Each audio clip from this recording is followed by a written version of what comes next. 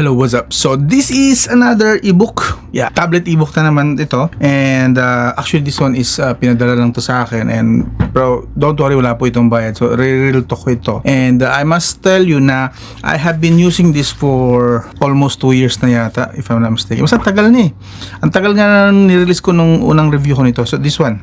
At magbabattery empty na pala. So iniwan ko kasi ito ng mga 2 buwan.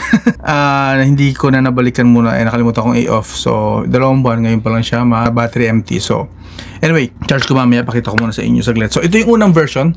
This one has basta mahina ang chipset nito if I'm not mistaken, pero napaka-solid po nito for ebook use, e-tablet use. Yan, ebook na tablet use. Very good po ito, wala akong masabi rito except for the part na syempre hindi talaga siya pwedeng gamitin for other entertainment purposes like watching videos kasi nga ang baba na refresh rate. So, but this one, this is the upgraded version, okay? This is the Bigme B7 Pro, B7 Pro, and this one is color green, 8GB, 256GB na storage, and this one has an upgraded chipset.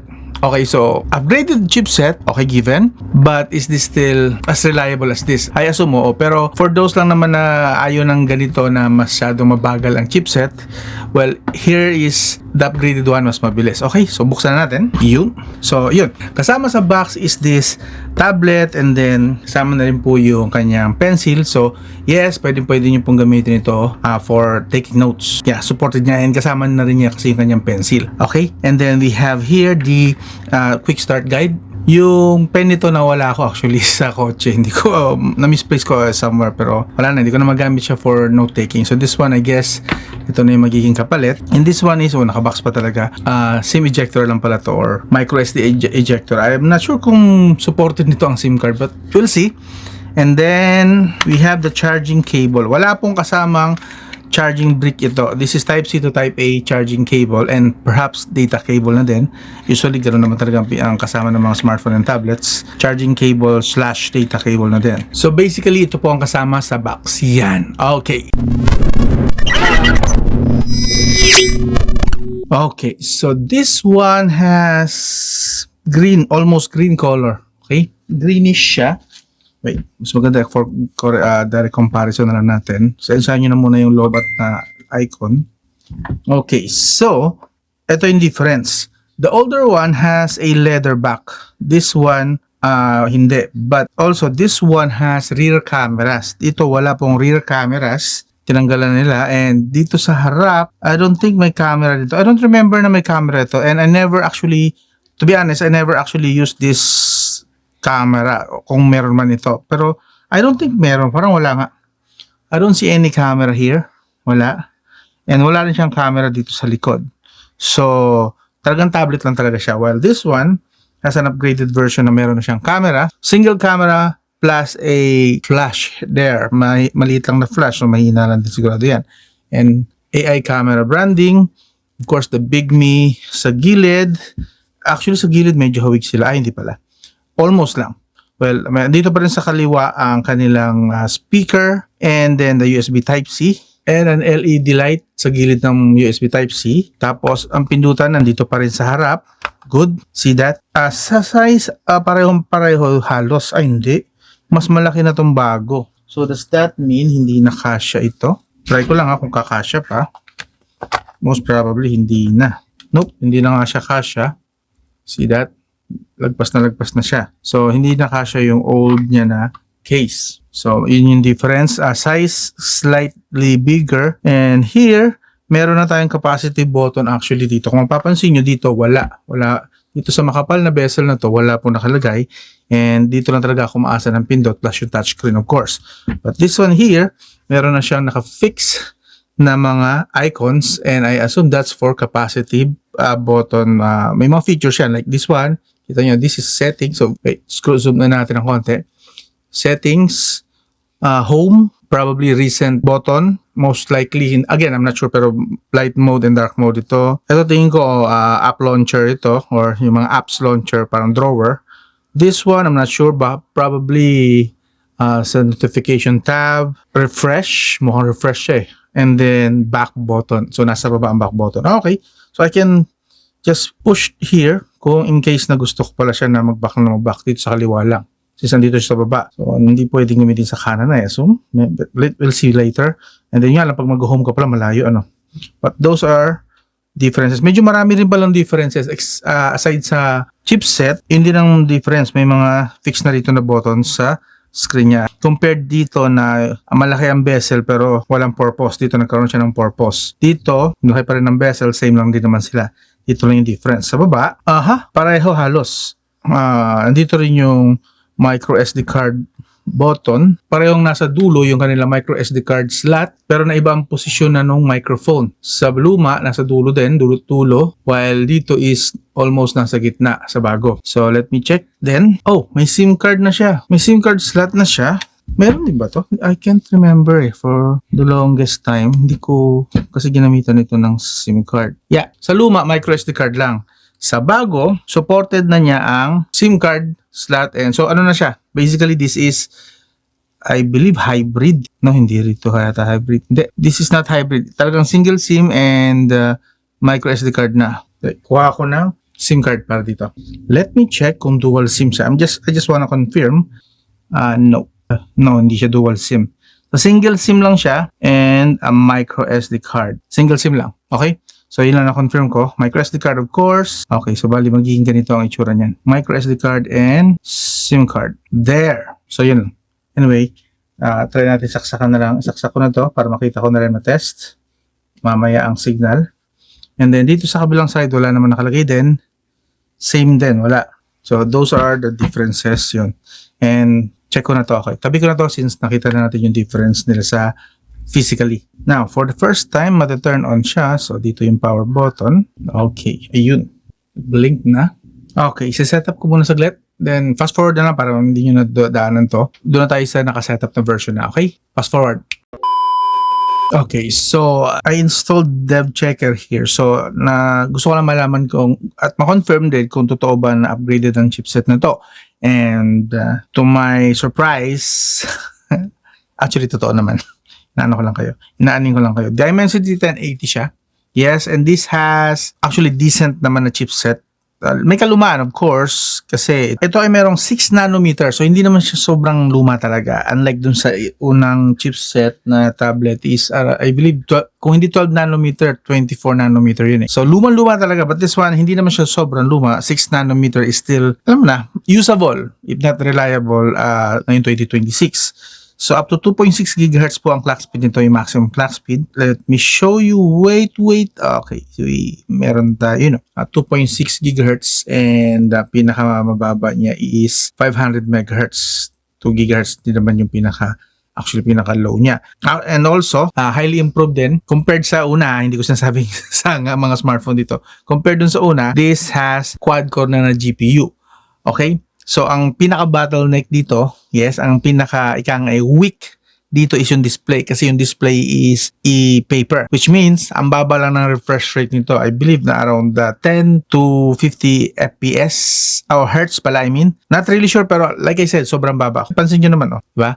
Normal na movement pero may delay siya. Yung nga, like I said, may kalakasan na yung chipset pero bottleneck sa display. Pero again, hindi mo naman to binili dahil balak mo mag-gaming dito for higher FPS and higher refresh rate. Bibili mo to dahil sa purpose like my purpose na basahan ng ebook mo. Mahilig kasi ako magbasa, okay? And some research and writing kung gusto ko magsulat-sulat, yun, okay? So, this tablet is very specific lang, targeted sa mga users na ganun, na similar sa akin or kung meron pa kayong ibang maiisip na possible na purpose nito, yung baka para sa inyo. Pero for daily use, normal use, no, big no. Hindi ko recommend ito ever sa inyo. Pero again, if you are like me, may purpose talaga, like ebook reading, pwede rin listening to music, if I'm not mistaken, medyo okay naman din yata to. May Bluetooth din naman ito. If mahina ang speaker, I can connect this sa Bluetooth. And then, what else? Writing, kasi nga meron naman siyang pen. Pero, bihira ko naman gamitin yon kasi meron naman akong phone. Ito kasi nilalagay ko lang ito sa kwarto ko, pampantok, pag nagbabasa. So, baka lobatin to. So, for now, hindi siya gumagana. And also, just so makita nyo lang, ito po yung design ng pen. May Big Me logo lang dito. And a button here sa taas. At yung pinaka-pen niya, yung pinaka-tip. Yes. Not bad, pero mamaya try ko paganahin. Okay? Inuuna ko na kayo. Mahina yung display niya, pero okay sana yung kanyang GPU and CPU kasi quad-core GPU and then octa-core naman siya na up to 2.6 GHz na CPU. System, this is running on Android 14. Android 14 siya. Upside down cupcake daw, and what else?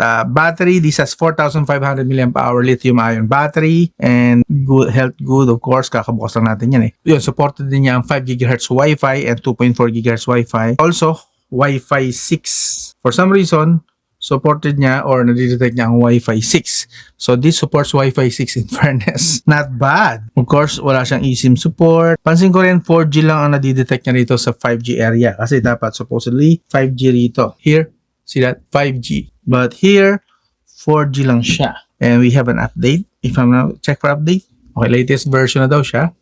Sure. Okay. Gusto ko actually i-run dito ang Mobile Legends for educational purpose lang. Sa mga curious lang, what if gusto mo lang maglaro saglit ng Mobile Legends? I'm not saying bili mo to for Mobile Legends ha. What if lang? Just out of curiosity, install natin ng Mobile Legends. At naka-square. Almost square yung ating screen. Itabi natin tong kanyang ito nga po pala ang kanyang floating something. Hindi ko na kailangan ito kasi meron na rito naka-fix eh.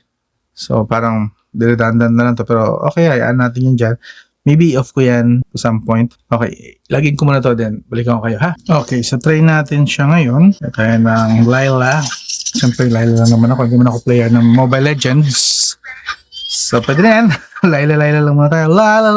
So, yun o. Kung mapapansin nyo, nag-flip ako kanina. Ganito ako maglaro. Kaso nga lang, napapansin ko pag kinokontrol ko siya, na aksidente kong napipindot itong mga buttons, especially itong home. So, nabalik siya sa home. Look at that. Yeah. So, ganyan nangyari kanina sa unang try ko. So, yeah, pwede ka naman bumalik agad. Ito naman yung recent. So, balik tayo agad here.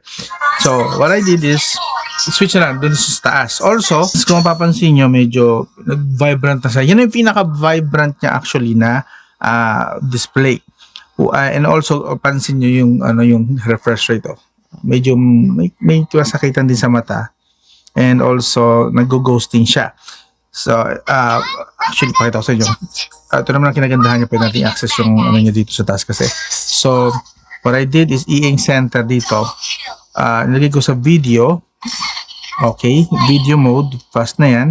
Tapos, refresh rate, tataas natin sasagad sa 50. Yun, pinakasagad niya is 50 refresh rate. So, that's 50 FPS ang katumbas. Nakaset yan ng ganyan. Yan yung pinaka-best niya na display. And even then, pakita ko sa inyo mas malapit para mas ma-appreciate nyo kung na-appreciate nyo talaga. Hindi siya, like I said, not designed for gaming. Don't buy this for gaming. Nililinaw ko naman na sa inyo yan. Big no, real talk tayo. Hindi natin siya i-advise for gaming, but it can game kasi nga maganda naman yung chipset niya eh. Kaso nga lang bottleneck tayo dito sa display. Yung display ang mabagal, hindi yung chipset. Hindi makasabay, kaya nga bottleneck siya. So, it can game, pero question dito is mapagtsatsagaan nyo ba yung ganito kabagal or ganito ang display? Nakikita nyo ba na malinaw? Ako, I hardly see it. Parang nilalaro ko lang ito sa aninag. Inaaninag ko lang yung movement ng character since obviously sa gitna lang naman niya itututok lagi. Always nasa gitna yung character ko. So yun lang yung sinusundan ko.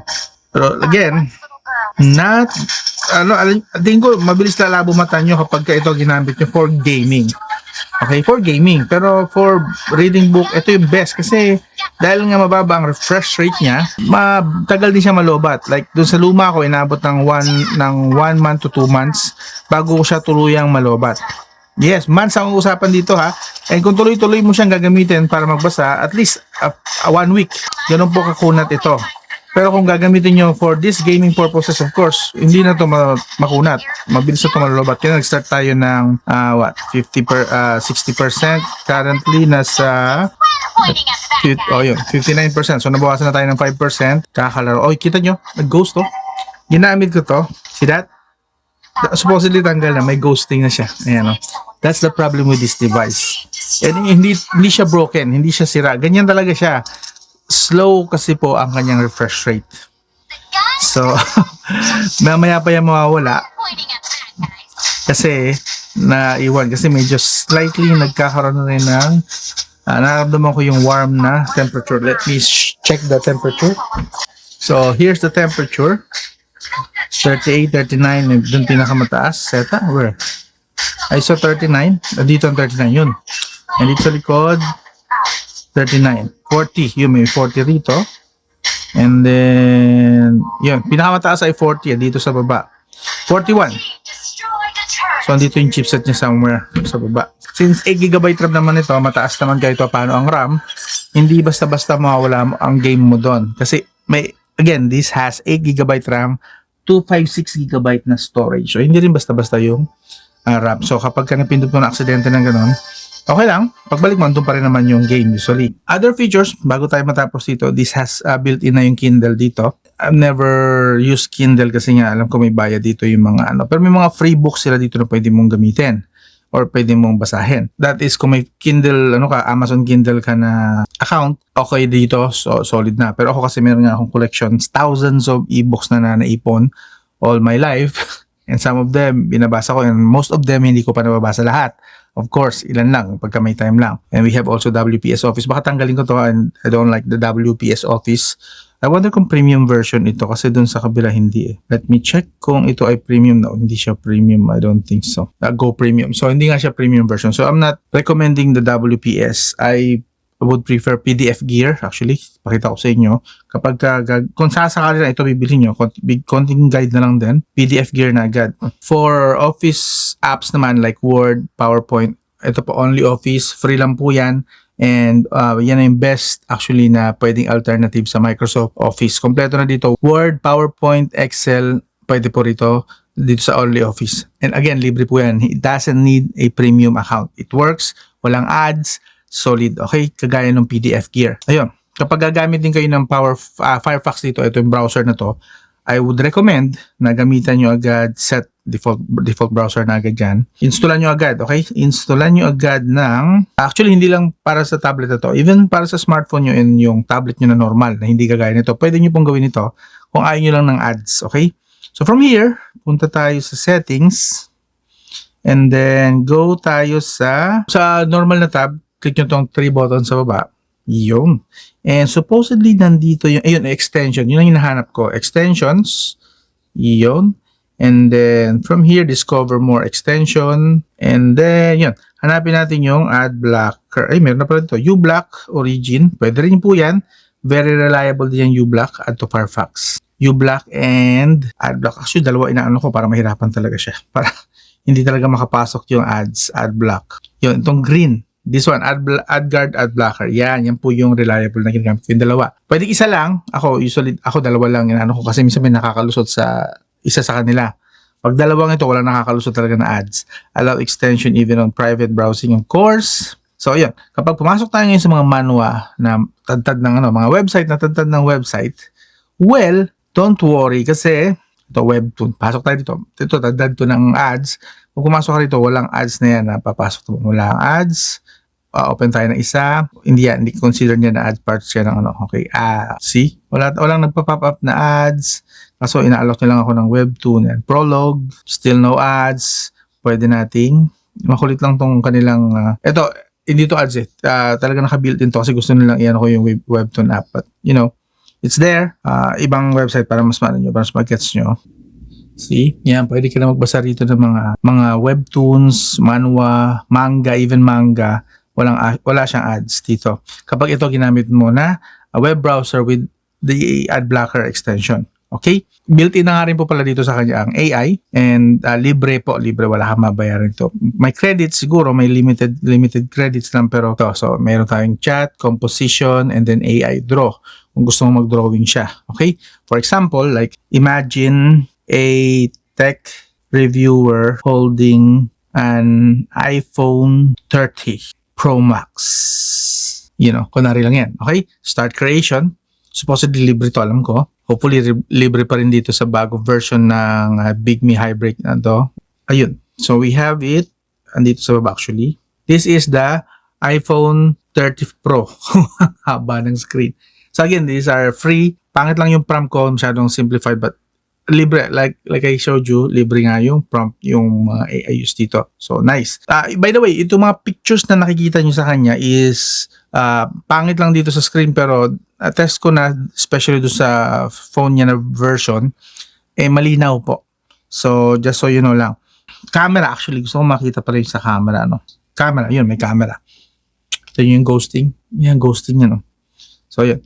Ito yung pipicture natin saglit. Okay, so kita nyo, almost black and white siya, no? May konting hint ng red, of course, kasi alam natin red yan. But, if we send it actually, itong image to para makita nyo ng fair. Okay, so again, ito yung kuha niya, actual, medyo malabo. Pero once na sinend mo siya sa ibang device na may maayos naman na screen, ito po ang actually na quality niya. Not the sharpest, kasi nga medyo low light tayo dito ngayon, but colored siya. Okay, huwag po kayo mag-alala na kapag ginamit nyo ang camera nito is kung ano yung nakikita mo sa display, yun din ang totoong kulay niya. No, it's not actually. Matino naman po matino po yung kulay niya, yung kuha sa normal na camera talaga. Okay, yung display lang talaga ang naging issue dito.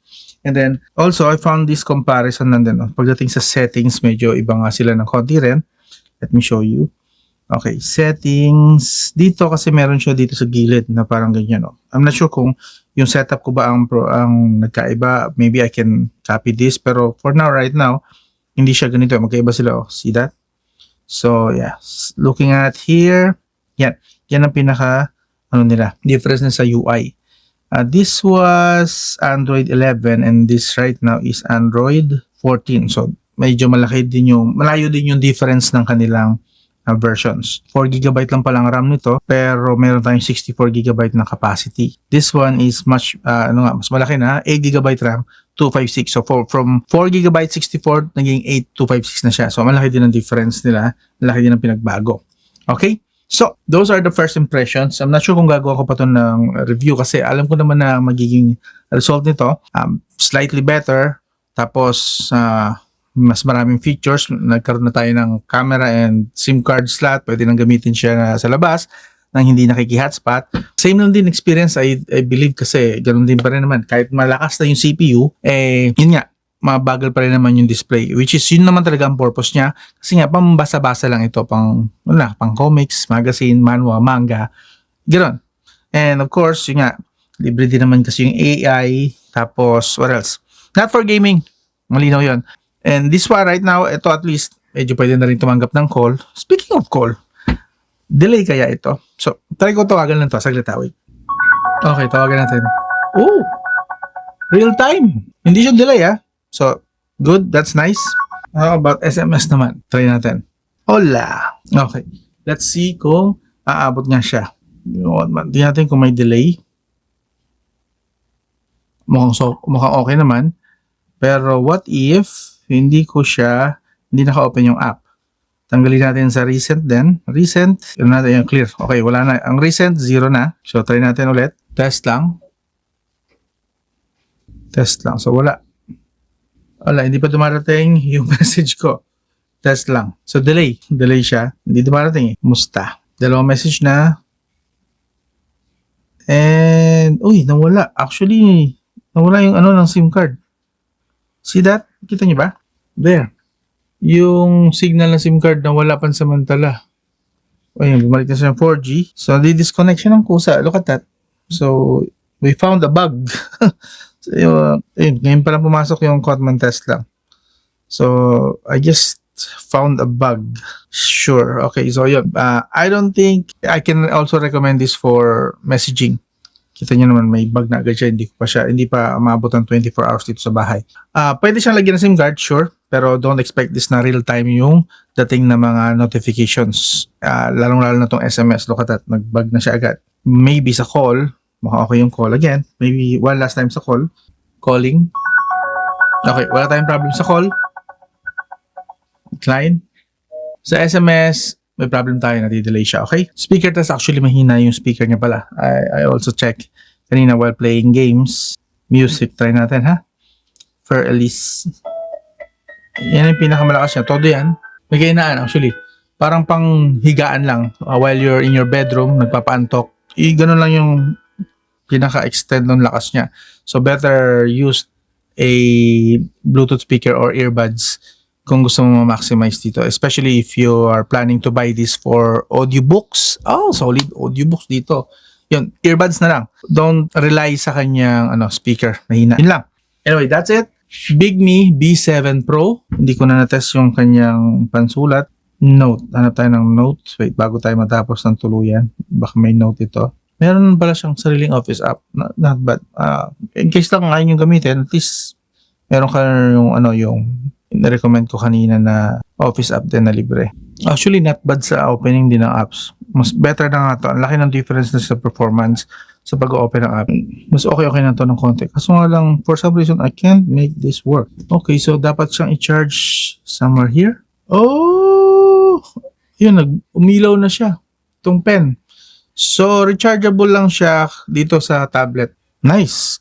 Kaso nga lang low-bat, so you can test it. Wait. Balik ako kayo saglit. Gusto ko rin makita actually yung accuracy kasi medyo mataas yung latency ng unang version. I hope this one improves na mas malapit sa accurate talaga, yung accurate talaga na version. Give me around 5 minutes, balik ako kayo. We'll see. Okay, try natin ngayon. May konting charge siya.